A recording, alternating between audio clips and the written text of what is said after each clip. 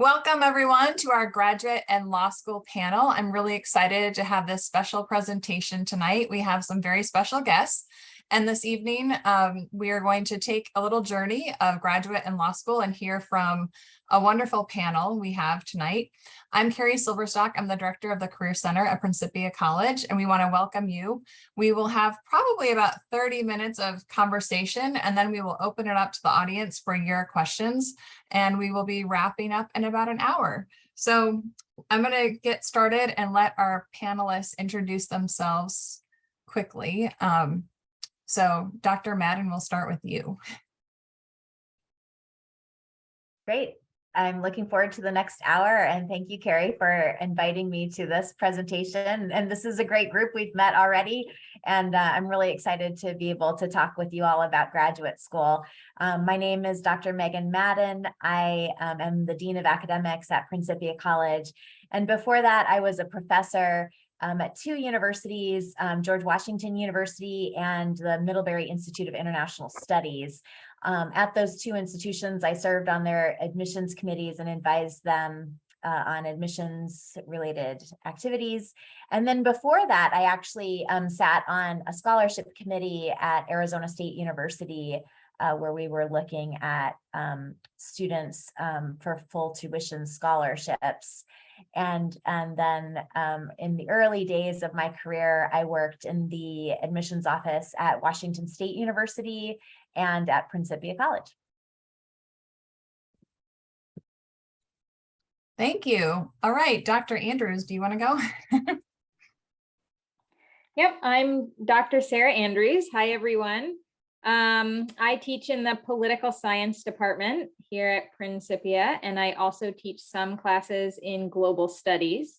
And I have a PhD in political science from the University of Virginia. And Dr. Peter van Lidth de Jeude. Thank you. And also thank you for having me here to talk about grad school with all of you today. I am Dr. Peter van Lidth de Jeude. I have a PhD from Penn State in history, and I am the chair of the history department at Principia College. And as part of my background, I both attended a master's program and a PhD program, so I can talk a little bit about the differences and all of that. And I'm eager to share some of that insight tonight. Wonderful. And then we have two alumni with us tonight. I'm really excited that they could join us. So Hunter is our current law school student. So do you want to give us a quick introduction? I would love to. I also love that I'm an alumni now. That sounds crazy. Especially because I went to school with probably a lot of people who are, watching this right now. My name is Hunter Hummell. I graduated from Principia College. I always mess up my dates. 2021, I think. Yeah, that sounds about right. And then I started law school, and I'm going to the University of Mizzou. I'm currently in my second year, and I'm loving it. And I know you guys might have a lot of questions just about the process overall, and I'm pretty excited to talk about it. So thank you for having me, Carrie. Thank you. We're so excited it worked out for you. And Aobakwe, could you please share a little bit of your story? Aobakwe is actually currently working at the college and was accepted to two universities. I'm a recent alumni. I graduated in May of 2021. I came to Prin as a transfer. I was a sociology and anthropology major, education studies with a minor in mass communication. And I guess towards the end of my junior year, I then applied to graduate school, which I didn't actually eventually attend, but I'm not going to spoil this, but thank you for having me on the panel, and I look forward to chatting about what that process looked like. Wonderful. And that's actually where we want to start. So I thought, Hunter, maybe you can share a little bit about the differences between law school and graduate school, and then each of you can share a little bit more of your journey, and then we'll have the faculty share a little bit more about their perspective. Yeah, I'd love to. I think, I have not gone to grad school. That would be crazy if I did. That'd be pretty good. So I don't know too much exactly about grad school, but I know law school is very unique, and I know a lot of things that make it unique, and the process is completely different from grad school. So my journey is I was a political scientist. Principia College is pre-law, basically, I feel like. Most of the people who go into law school are most of them are political scientists, not all of them. So I started there. I really loved my time. And then I started applying to law school my junior year, because you kind of start a full year ahead. It kind of takes, it takes a while. And so what would happen was I had to do a lot of different things. I had to, get my letters of rec, which I can, dig more into a little bit later. And I know we're going to talk about that process, but I took the LSAT. I actually kind of like studying for the LSAT. So if you're worried about it, it's kind of fun. It's not so fun taking it. It's much more fun studying for it when there's no stakes. And the LSAT is much different than the GRE. You can still take the GRE. I think it's the GRE, but you can still take that exam. Some law schools accept it, but I mean, you really at this point should probably be taking the LSAT. Most, will only take you under a GRE in special circumstances. So that's kind of one of just the bigger differences when you're actually applying. Another one is you have to start really early.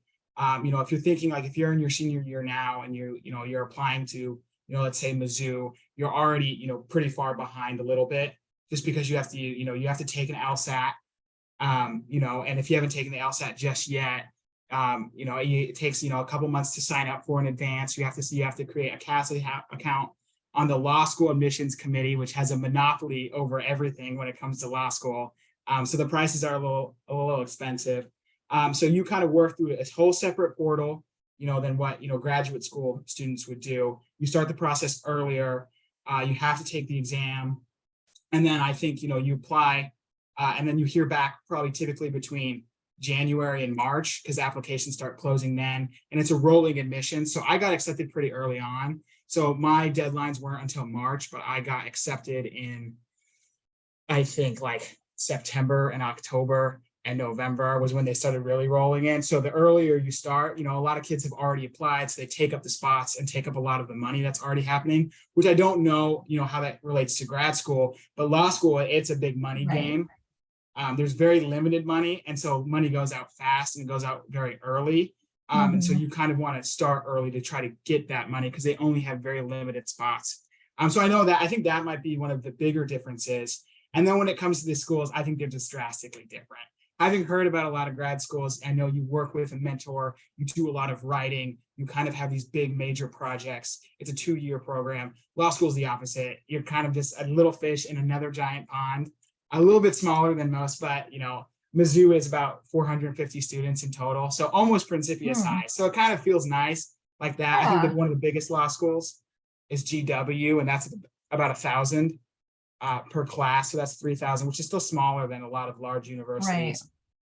Right. And then you don't get to choose your classes your first year. You get assigned a class, you get assigned a section, and the way law school works is grades are very important depending on your aspiration. And it can, vary, drastically. If you just want to work in a smaller firm, you might not care about grades, and most small law firms won't really care about your grades either. If you're trying to, get a big law job, which means work at a law firm of over 100 attorneys, those are much more prestigious, and those 100% are your grades. And so the way it works is law school is very grade specific. So I don't know about grad school, but everything is curved. Your whole class is curved. You get put in a small section, and every class you take, you're curved against that small section. And then that small section is curved against all the other sections. And then after each semester, you get a number in your class according to your rank.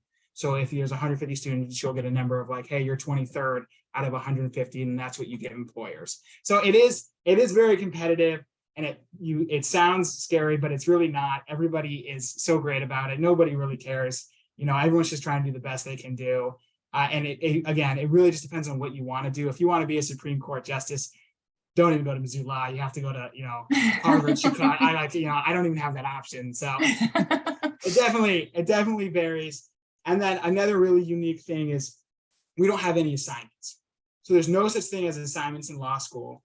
What you get is I wish I had one of these big books. I'm using them right now for my computer, but you get a really big, thick book of hundreds of cases. And your professor goes, okay, everyone, read 45 pages of cases, by tomorrow. And you read them. And then, you do that for each class.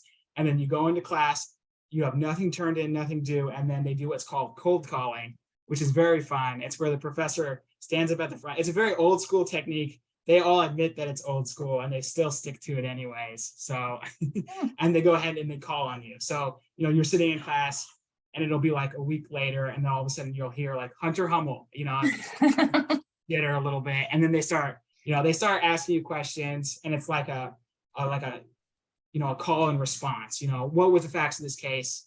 You know, what was the holding? You know, here's a really weird hypo that you never would have thought of. What's the answer? Even though they know you don't know the answer.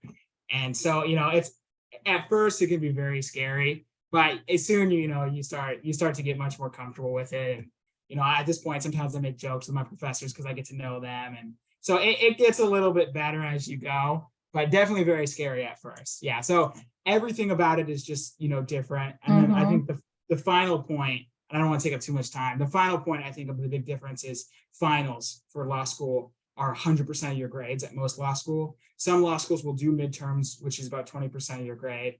And what that consists of is you go into an exam, you sit there for 3 to normally 6 to 8 hours if you're in a classroom. If you're not in a classroom, it can be up to 24. And then you just write. They just give you a ton of different, like, hey, this guy got hit by a car and this guy, you know, this happened and that happened. And this guy committed this crime if you're in, you know, crim class, whatever your class is. And then you just start regurgitating what you know and applying the facts and analyzing.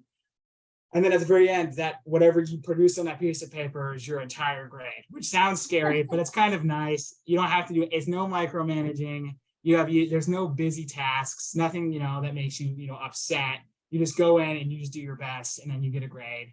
And so I think that just in itself, the process, this school is just much different than grad school. Well, I love it. Thank you so much for sharing, because I learned a lot about law school too. I mean, you really gave us like an insider's view. Yeah, I'm so sorry if that was too much. I love so it. If anyone has more specific questions. No, and I know there are people on this call that were specifically interested in law school. So super, super helpful. So yeah, go ahead. Ole. Is it now my time to speak? I should preface this by saying I was an international student.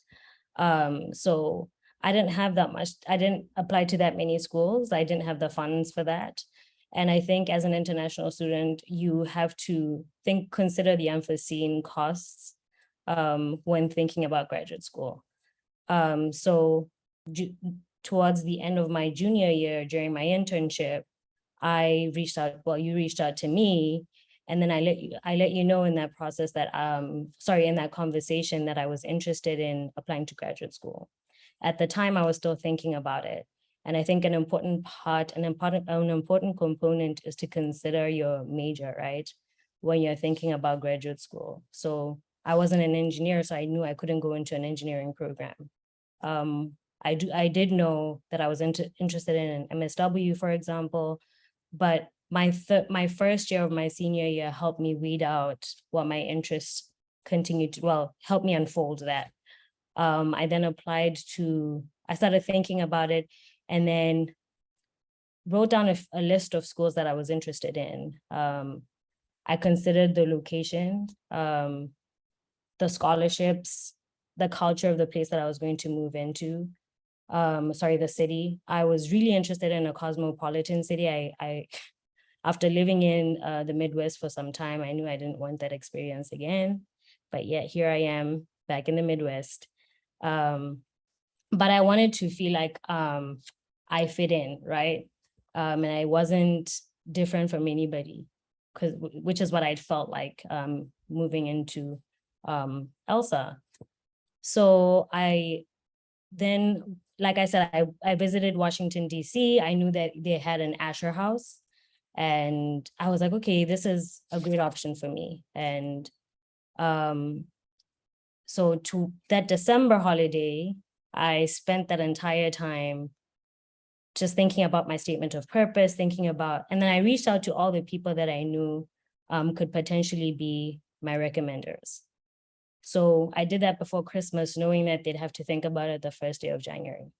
So I didn't have to stress again if they I knew that they knew that was a priority for me, which is why I reached out during Christmas season. And I didn't actually tell my parents about it, right? Like it was between Carrie and I. And I don't know if this is the case for a lot of international students, but none of my parents went to graduate school. And I think as an international person or a first generation graduate, there are just things that you don't have in your backyard, like you would a family member that's gone there, that's gone through the process. And so I had Carrie and at the time, Winnie Needham, who was my advisor, Billy Miller, which those were really great resources. And a few ed professors that were kind of ushering me throughout that process. I then applied to Johns Hopkins. I actually looked up the top communication schools first, right? And American University was, I think, top 3 at the time. It might still be. And I read about the professors. I reached out to alumni. I interviewed those alumni. And I found out about their international office. I knew that that was also something that was important to me, right? Like I needed to know that I'd be supported. And a school that didn't have a good international office was not one I was looking for. And so I, like I said, read about the professors, what they were doing in the field, what affiliations they had, because I knew that would go into my statement of purpose. I mean, I had to make it as colorful as possible. I know that there were a few people that asked about internships, and none of my internships really related to my major. I had done other things, and I think coming from a third world country, you obviously have a colorful story to tell, right? Because your story is not the same.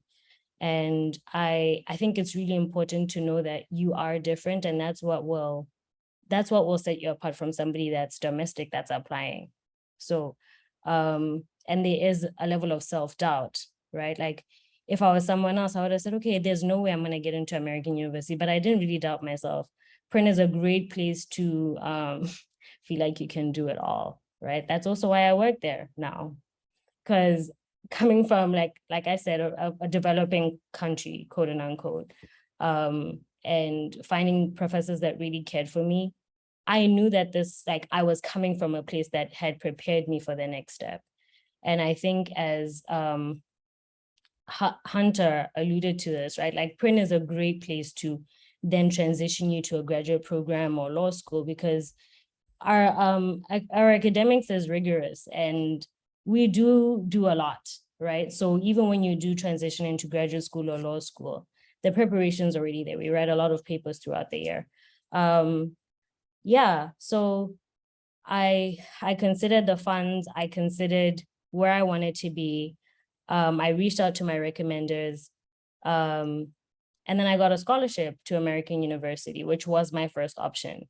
And I didn't narrow it down to 6 universities because I couldn't pay for 6. I'd also had host parents that were also supportive and helped me fund a few things. I knew that I wasn't going to be able to pay for it even in my first year. So I also looked for a program that allowed me to defer. So I applied without really telling them that was my intention. And then when I did get accepted, I then asked if I could potentially defer without a cost. Johns Hopkins didn't have me pay for it. American University, however, did, which made sense because they did offer me a scholarship, right? And still with the merit scholarship, I still didn't have enough funds, right, to go to school.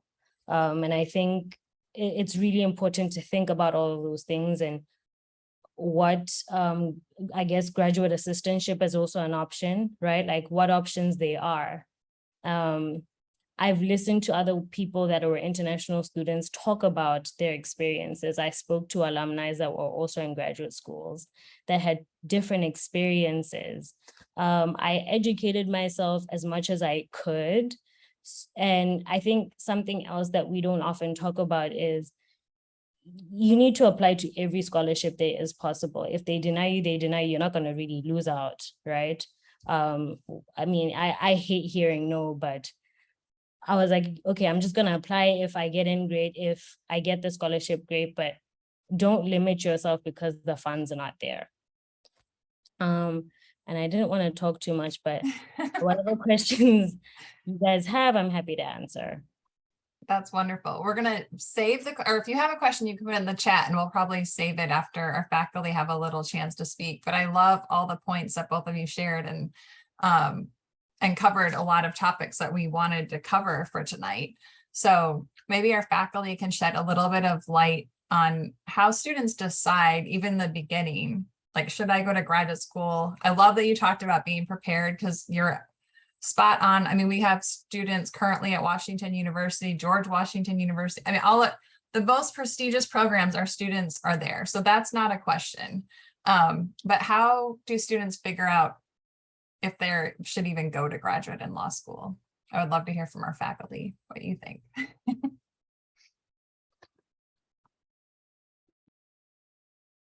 Yeah, well, I can start with that.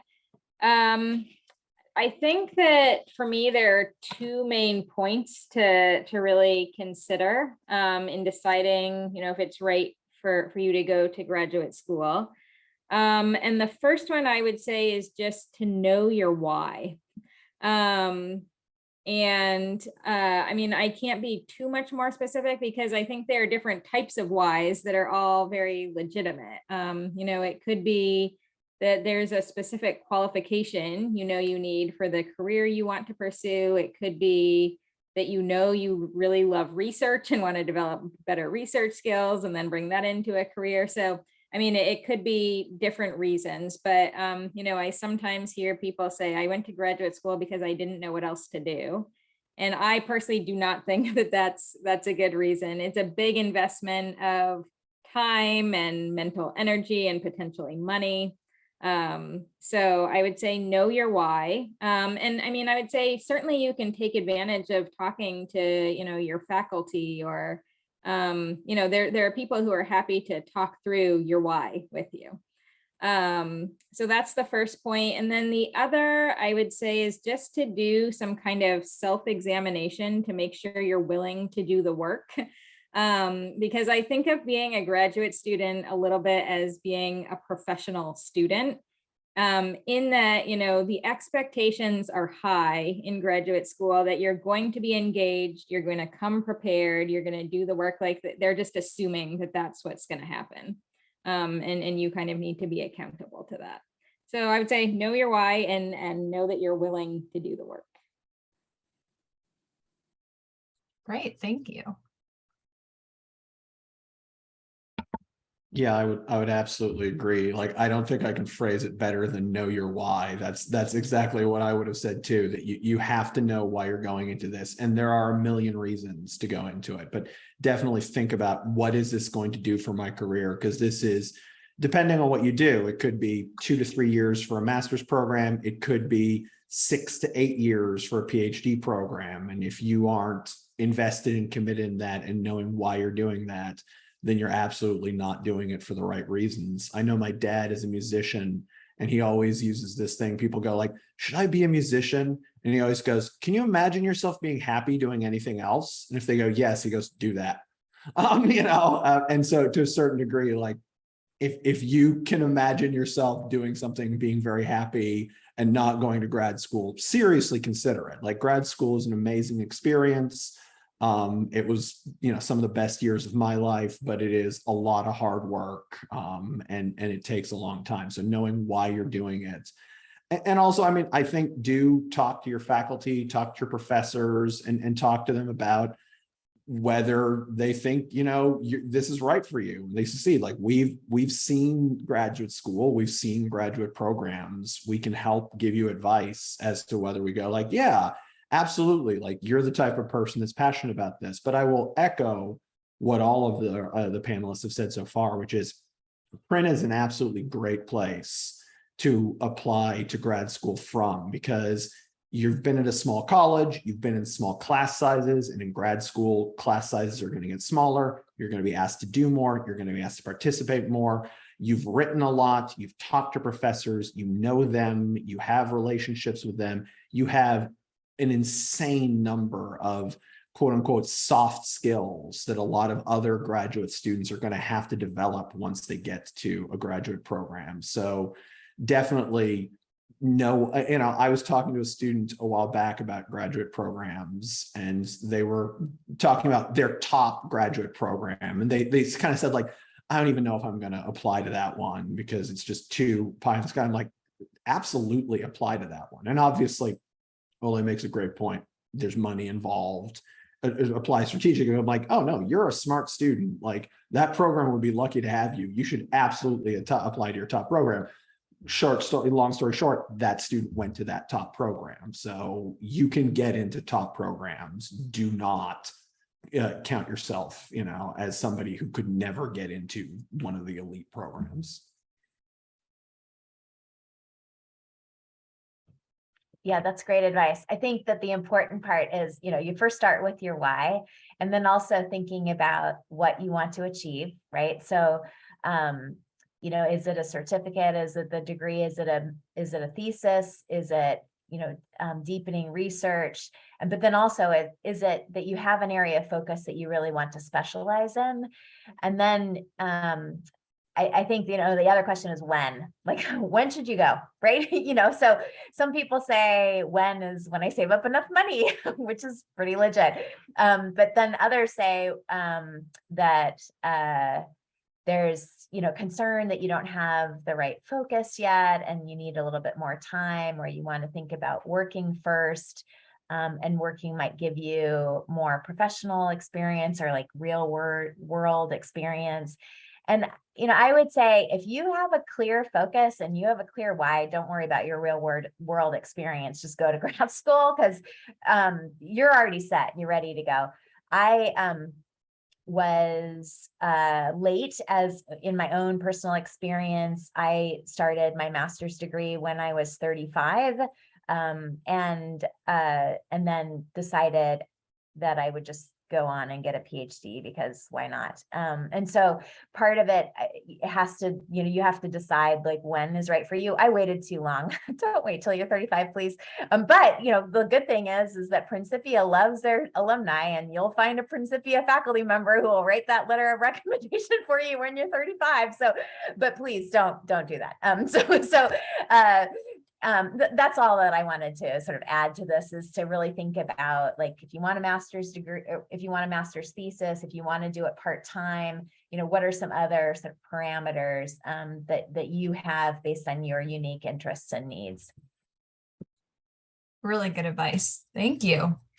So Hunter and Ole, could you maybe share kind of a top tip if you had to think, if you were just talking to a current student, do you have kind of a top tip for them as they're thinking about potentially going to graduate or law school in the next few years?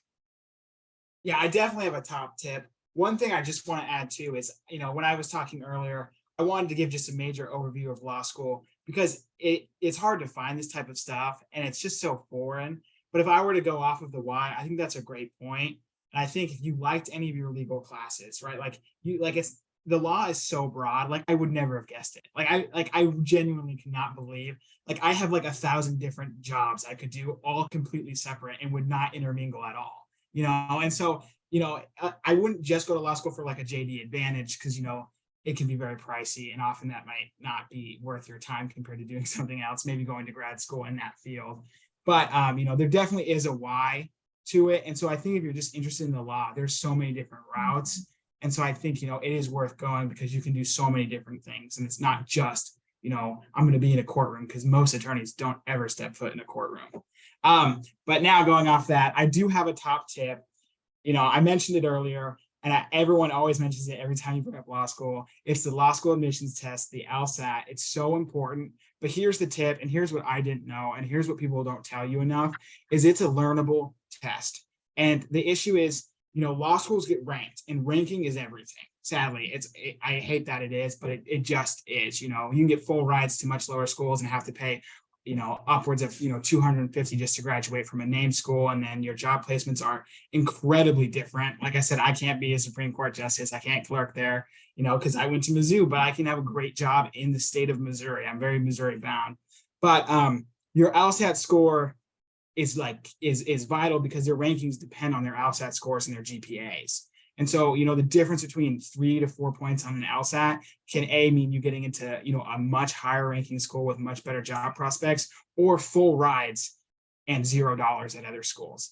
And so it really is such a learnable test, and you can learn it. And I just as an anecdote, I studied for the LSAT for 3 months. My score improved by 12 points.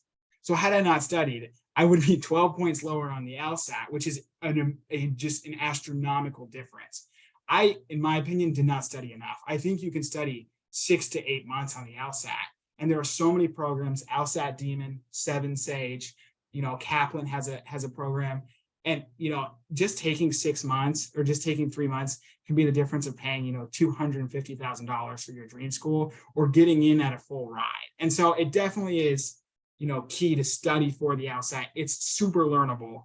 Of course, you'll plateau it once you kind of learn as much as you can, because reading comprehension is so hard to learn at such an older age. But so that's my tip. Study for the LSAT, take your time, and I guarantee you it's going to pay off, A, in either a much better job, or B, going for free, or going for, less money than you would have gone. That's really good advice. And when we had Bobby McAdoo, who's an alum, and she was a law professor 2 years ago, she said basically law schools figured out, if you can't get X score, you are not going to be successful in law school. And there are some law schools that allow you in with lower scores.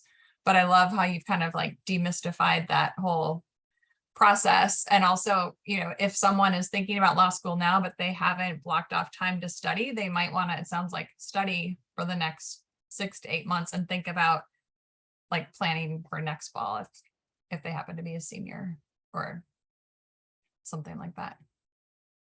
A tip I have is almost map out your short-term and long-term goals.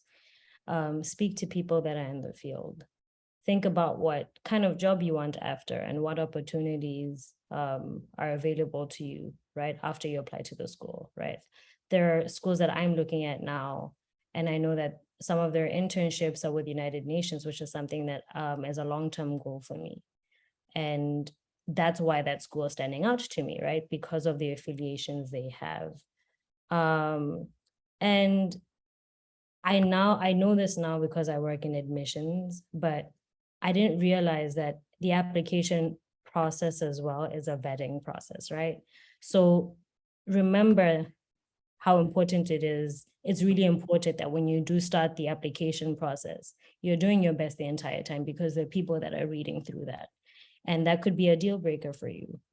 So if you're going to start your application process in the midst of your final exams, there are people that are seeing that too. So do your best when you do start it, and do it till the very end. Good advice.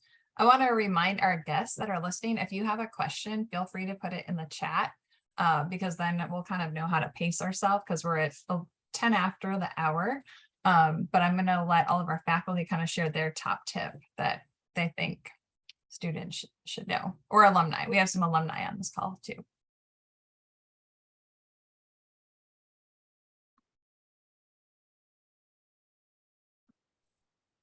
I'll go. So I have sat on admissions, graduate admissions at the University of Toronto and George Washington University. And then at Miss, I did more recruiting and then sometimes read applications, but that wasn't my sole responsibility. At the University of Toronto and at George Washington, I sat on master's and doctoral committees and reviewed applications. And have them read by multiple people. So make sure that you've got your grammar and that everything is really clear. And make sure that you articulate very clearly and easily how you are qualified. So at the University of Toronto, I was the first point of contact for weeding out the applications in a collaborative program that required students to have, so my master's and PhD is in the study of comparative and international education. And part of the requirement was that you had to demonstrate that you had lived and worked abroad for at least a year or had significant multicultural experience. Otherwise, you weren't considered at all. And I was the first person who would read all of the applications and decide if someone was qualified. And if it was really easy and and you don't just say, I have this, right? Like do something colorful that helps you stand out, that's fun to read. And then, so I would be the one that was just going through and reading, 100 applications to figure out, how many would get through the system. And then make sure, so that's at University of Toronto. And then one of the things that I found at GW is make sure that you write a unique statement to that institution. Don't just do like a cut and paste and be like GW, UVA, like Mizzou, like University of California, Los Angeles, like don't do that. Demonstrate that you understand the values of that institution, that you understand who the faculty are, and then you demonstrate that you're a good fit, and you demonstrate that through your background and qualifications, as well as your area of focus. I'll just stop there. Yeah, that's great. And I guess one tip that I will add is that I think it's really helpful to try to talk to students who are currently in the graduate program. When deciding to apply, or at least definitely when deciding where to accept to go. And I mean, I think you can do that in different ways. Some programs like list who their graduate students are and their email addresses might be there. You could reach out to the director of graduate studies and say you want to talk to some students. But I think that would just be really helpful. And I would, in particular, suggest asking current students about the culture of the department. And kind of like relations with faculty and the degree of mentoring there is, and things like that. Yeah, I would absolutely agree. I mean, it'll shock nobody that my advice is do the research. Absolutely do the research. And that means talking to students, looking at the programs, looking at the faculty in the programs, figuring out whether they're the right fit for you, whether you're the right fit for them. That'll help you tailor your program. But also for master's programs, absolutely look at the program as a whole, talk to graduate students, because you're going to be taking a lot of classes. For PhD programs, you're going to want to dig even deeper into that, because a PhD program is as much a relationship with an advisor as it is a relationship and a place in a program. And so you want to make sure that there is one, and ideally multiple people who you could work with, because you're going to have to build a committee, and they're going to have to, they're going to be a major part of your life. You and your advisor are going to spend years together, send emails together, have to go through some tough times together, and so you want to make sure that it's the right fit. And you really want to look at their scholarship and how you might, they might help you in yours, but also you want to meet with them and talk with them, because sometimes they're great, you're great, you meet one another, you're just not great together. It's like it's just not a great match. So you're going to spend, for a PhD, years and years and years with that person. You really want to make sure the fit is right. So you want to do the research. And then just a brief secondary tip, because I can't follow any rules, like tagging onto Hunter's, like the LSAT is a learnable skill. So is the GRE. The GRE, like, this isn't the sword in the stone. It's not reading your soul and determining if you're the rightful king of England. It's like it's a test. You can do better if you study on it. And it could be the difference between, which program you get into, how much money you pay for it, all kinds of things like that. I just love this advice. I think, everyone has such a great perspective, and I'm sure our guests are getting a lot of food for thought. Before we start the Q&A, because we have about 15 minutes left, but I did want to talk about those letters of recommendation that everyone's been talking about, because I think probably the biggest thing that I hear from faculty is the pet peeve of students waiting till the last second. So maybe, I don't know if Sarah, if you want to share a little bit about what those recommendations are, and what is some advice for students when approaching faculty? Yeah, well, you probably need several letters of recommendation for, most graduate programs. And so it's good to think about professors who know you and know your work pretty well. Yeah, it's probably not a good idea to like ask somebody who you didn't have a good experience in their class or things like that. And then, I mean, of course, ask early. The earlier, the better, I would say. And don't be afraid to send reminders to the people who you've asked. So that's part of it too. But the other point I just wanted to add is that I'm always really impressed when students ask me to write a recommendation and send me their resume, remind me of some things that they've done that they would love for me to highlight. That's just like a high degree of professionalism that also makes my job a lot easier. Well, and not only does it make your job easier, but it's probably going to make them look better because you might be reminded of things or learn things about them you didn't know that you can. And then here, I have a quick thing. I know I want to get to the Q&A, but with law school, it is a little bit different with the way you do it. Like I said, the law school admissions committee has a special website and you have to, pay some money and set up this special account. And the way theirs works is most schools will only accept 2, some will accept 3. They almost always require it to be academic. So if there's any alumni who are listening right now would be the time to do it because they would rather have a professor from a while ago than your boss. And that's just, they mentioned that too. And so that's something to start thinking about now. And then also, it's just a weird system. You're not allowed to see it. You sign a form saying, I won't look at the letter of recommendation. The law school admissions committee emails that professor and asks for it.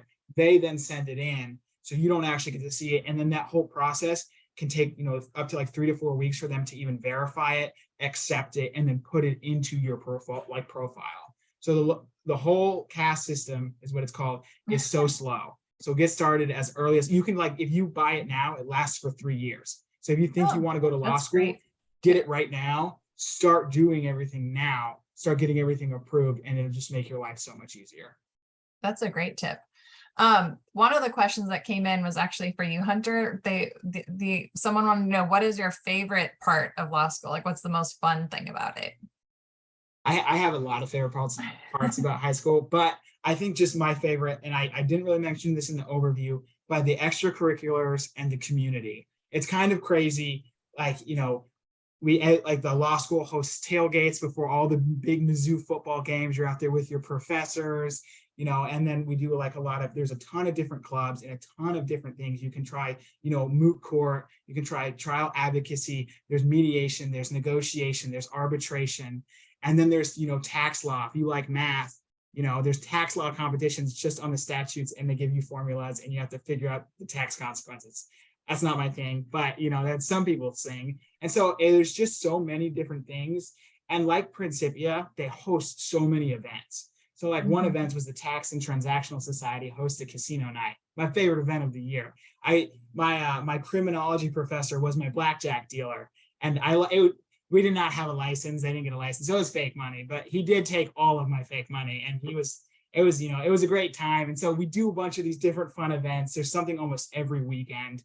And so it's very much like Print in that sense of it's a small community, everybody.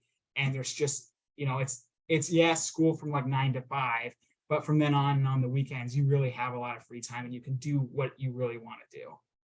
And I might add, there's 2 other alums at law school with you right now that just happened to work out that way, right? There is. We have our own little Principia gang. So, yeah. That's pretty cool. Well, one thing that I wanted to ask, and anyone can answer this question, but do any of you have advice for what underclassmen should be doing now to get prepared? Are there classes they should be taking or things that they should be doing that might prepare them, whether or not, they're not sure they're going to go to graduate or law school, or maybe they are?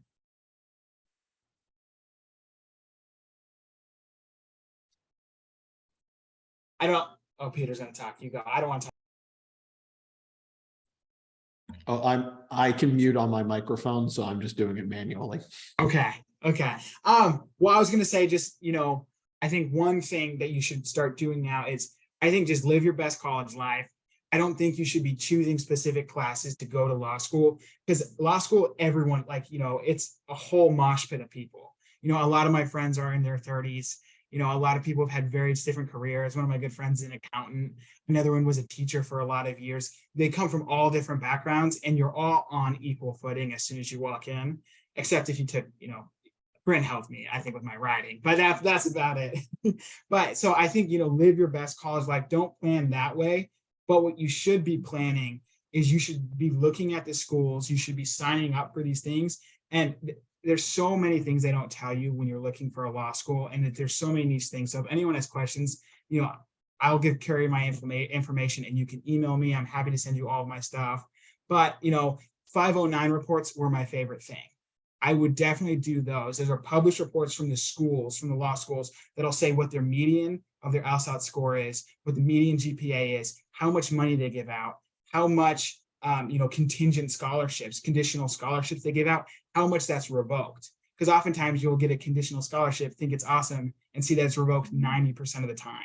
And you're like, oh my gosh, so I'm not gonna, I get this for a semester and that's it. And so there's, these 509 reports are what they're called. Every school has one.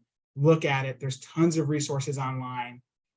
So I would get started on doing that. Just start researching first, and then, start putting together your actual application.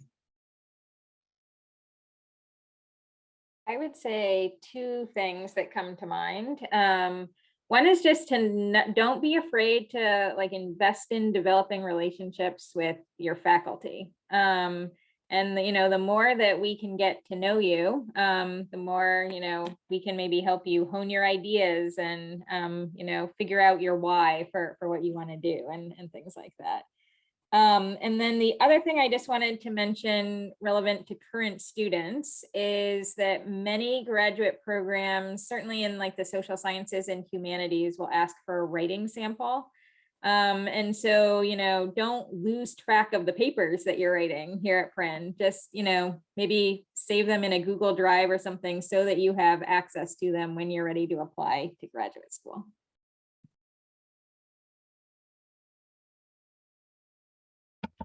I mean, one other piece of advice connected to that: live your best college life. I think you absolutely should, but also live your best college life in the sense of live your best college life in the spirit of the liberal arts. Like, take classes, challenge yourself, expand. You never know when you take a class and you're like, oh man, I love this. And that might open an avenue towards a graduate program that you had not been considering before, that might really just enrich your life. So don't be afraid. Don't be like, oh man, I would never take I'm not going to name a class because it'll just get me into trouble. I'm not going to take this discipline class because I don't need that. Maybe that'll be the class that changes your life. And I think I'm going to just jump on the, take your writing seriously, and make sure that you pay attention to the feedback that your faculty members give you in terms of your writing. Work, become a writing tutor. I mean, we do a good job at training students to learn how to write, but you can always write better, and your life gets a lot easier if you are comfortable with writing. Yeah.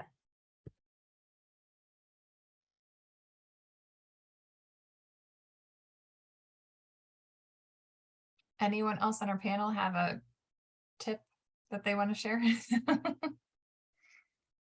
I mean, I think I've spoken enough. Yeah. Is someone else about to speak?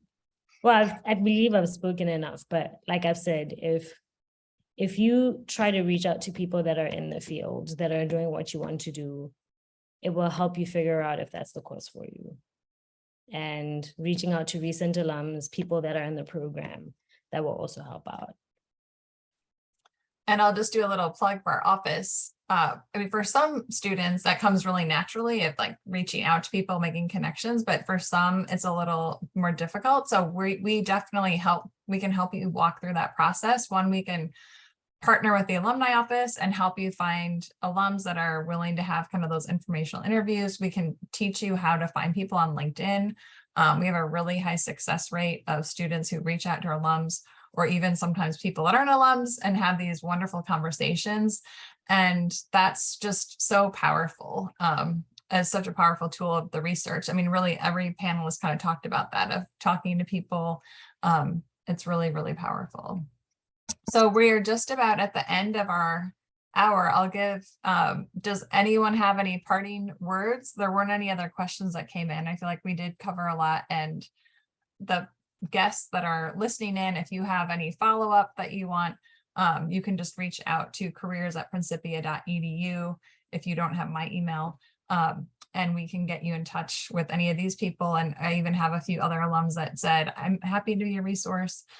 So there's lots of help if you have continued questions. Oh, Peter, I think you're on mute somehow. I don't know. I pushed the button and I didn't Okay. push it right. Yeah, that's the catchphrase of 2021 and 2022. You're on mute.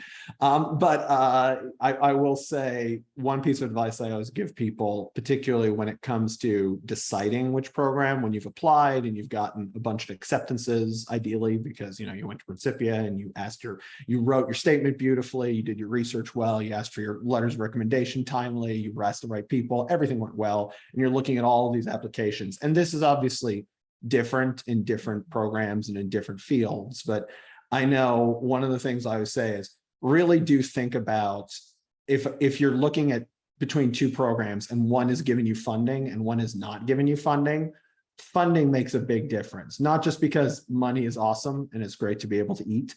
I highly recommend it, but also because if a program has invested money in you, they've invested money in you. Like they are invested in your success. They have put their money where their mouth is. They are committed to seeing you succeed. There is absolute value in that. So really do think about the funding you get from a program, because that's a tangible commitment on their part. Yeah, and I don't want to do this as a downer because we're almost done, but this 509 report I think is super fascinating. I don't know if it's available for graduate schools, but I know that there are graduate schools that give you funding your first year and then don't your second year, and that is really, really rough, right? So if you can figure out when you talk to other students, or maybe I don't know if you can look at 509s, but see, are they committed to the 2 years that it's going to take to do the master's degree? Because you don't want to be surprised. And so so maybe we can think of some happy advice before so we don't leave on that. So Well, I think that's just really good advice. I mean, yeah. Olay, did you want to say something? I will say though, when I was applying as well, I looked at the programs that were shorter, right? So the program at Johns Hopkins was 2 years, and the one at American University was an accelerated program with a merit scholarship. So that obviously made more sense, and it was easier for me to choose, one, because of the funding, but two, because I didn't want to be in school for that long. Yeah, well, and I think the big takeaway is it's really knowing yourself and finding that why, which we've been talking about, but it's such a personal decision for so many different reasons and factors, but that's why it's also great to lean on your support system, talk to faculty, use the Career Center, friends, and then kind of make the best decision for you. But we are just about out of time, but I want to thank our panelists for being here tonight, and everyone that hopped on our call tonight. This was just wonderful, and I'm excited to hear from our graduating students and alumni that were on this call of their admission to graduate and law school, if that's the path they choose. All right, good night, everyone.